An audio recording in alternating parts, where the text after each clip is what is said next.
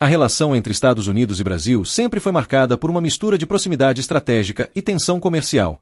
Mas, nos últimos meses, esse equilíbrio delicado parece ter se quebrado.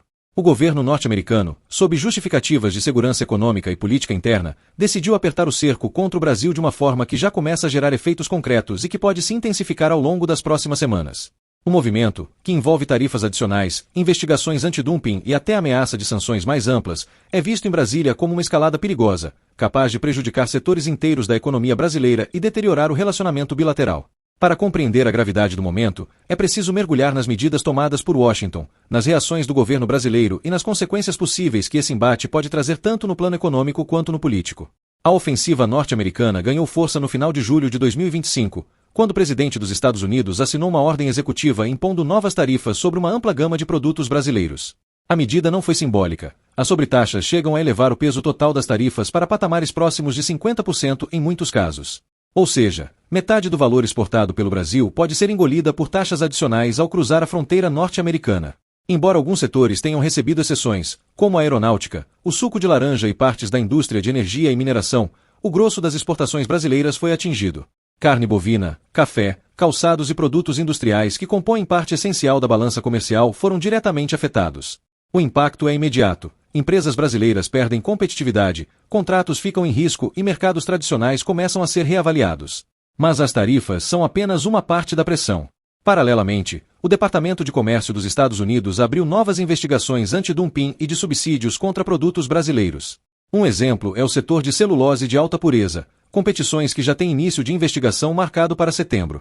O processo é conhecido. Washington examina se empresas brasileiras estariam vendendo produtos a preços artificialmente baixos, prejudicando concorrentes americanos, ou se receberiam subsídios estatais que distorcem o mercado.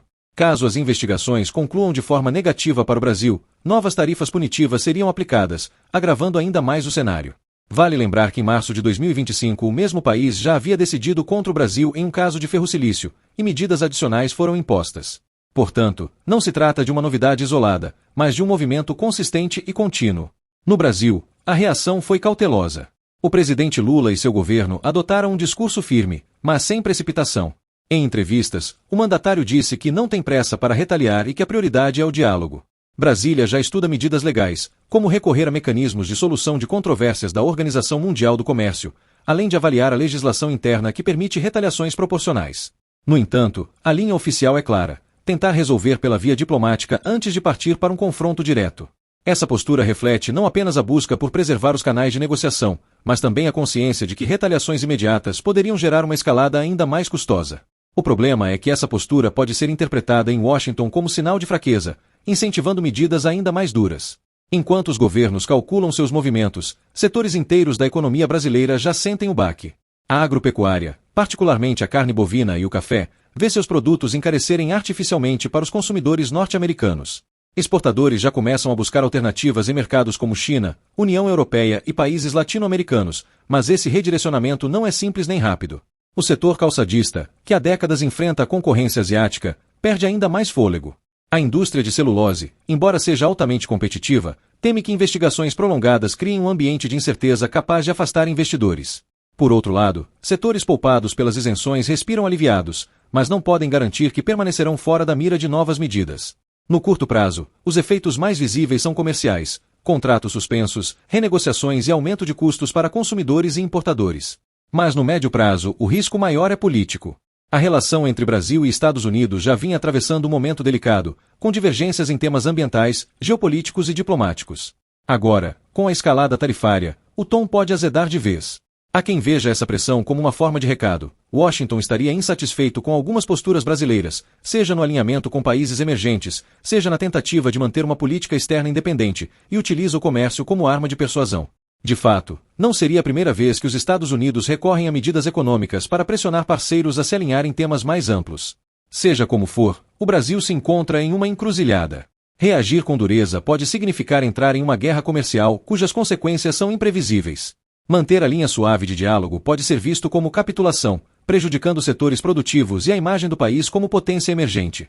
Dentro do próprio governo brasileiro, há diferentes correntes. Técnicos defendem recorrer imediatamente à OMC, enquanto alas políticas sugerem uma postura mais conciliadora. Empresários pressionam por soluções rápidas, mas ao mesmo tempo temem perder ainda mais caso haja uma escalada. É um jogo delicado de paciência e estratégia, no qual cada passo pode redefinir o futuro do relacionamento bilateral. Do lado norte-americano, a postura também reflete cálculos internos. Com a economia pressionada e setores industriais reclamando de concorrência desleal, adotar medidas contra o Brasil é uma forma de enviar uma mensagem política ao eleitorado. Para Washington, o Brasil é grande o suficiente para justificar medida, mas não tão poderoso a ponto de desencadear uma crise incontrolável. Ainda assim, a escolha é arriscada. O Brasil é fornecedor estratégico de alimentos e matérias-primas, e desgastar essa parceria pode abrir espaço para outros países, especialmente a China, fortalecerem laços comerciais e políticos com Brasília. O cenário, portanto, extrapola a esfera do comércio e entra no tabuleiro geopolítico. Ao olhar para frente, os próximos meses serão decisivos. Em setembro, começam formalmente as investigações anti-dumping, que podem resultar em novas tarifas. O Brasil terá de decidir se leva o caso ao OMC e como estrutura uma possível retaliação. Washington, por sua vez, terá de avaliar até onde pode ir sem comprometer interesses estratégicos.